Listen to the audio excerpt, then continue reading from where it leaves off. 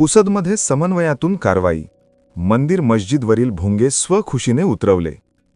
माननीय उच्च न्यायालयाच्या आदेशानुसार बेकायदेशीररित्या बसवलेल्या साऊंड सिस्टीम, भोंगे इत्यादींमुळे होणाऱ्या ध्वनी प्रदूषणाबाबत कायद्याच्या अंमलबजावणीसाठी मार्गदर्शक तत्त्वे जाहीर करण्यात आलेली आहेत आणि त्या अनुषंगाने पोलीस प्रशासनामार्फत पुसद शहरातील सर्व मंदिर, मस्जिद, बुद्धविहार, चर्च अशा सर्व प्रकारच्या धार्मिक आणि सामाजिक स्थळावरील विनापरवाना लावण्यात आलेल्या साऊंड सिस्टीम, भोंगे काढून घेण्यात यावे अशा प्रकारच्या सूचना मीटिंग घेऊन देण्यात आल्या होत्या.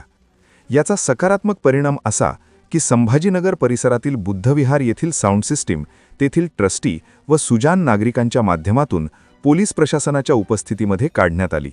तसेच आज दिनांक 5 एप्रिल रोजी पोलीस प्रशासनाच्या आवाहनाला प्रतिसाद देत पुसद शहरातील गडी वॉर्ड येथील जामा मस्जिद येथील लाऊडस्पीकर्स, भोंगे हे तेथील सुज्ञ, जामा मस्जिदचे विश्वस्त इक्बाल अहमद खां, मीर आलम खां, सय्यद सैफुद्दीन, सय्यद फकरुद्दीन, हाजी सय्यद बसरत अली, सय्यद कादर अली व त्यांचे इतर सहकारी, तसेच श्री हनुमंत बापू ट्रस्ट, इटावा वॉर्ड, पुसद चे अध्यक्ष हनुमंतराव आनंदराव शिंदे, सुभाष विठ्ठलराव चौहान, विष्णू रणखांब व इतर सहकारी यांनी स्वेच्छेने व स्वयंस्फूर्तीने मंदिर व मस्जिद यावर लावण्यात आलेले विनापरवाना लाऊडस्पीकर्स व भोंगे पोलीस प्रशासनाच्या उपस्थितीमध्ये काढण्यात आले.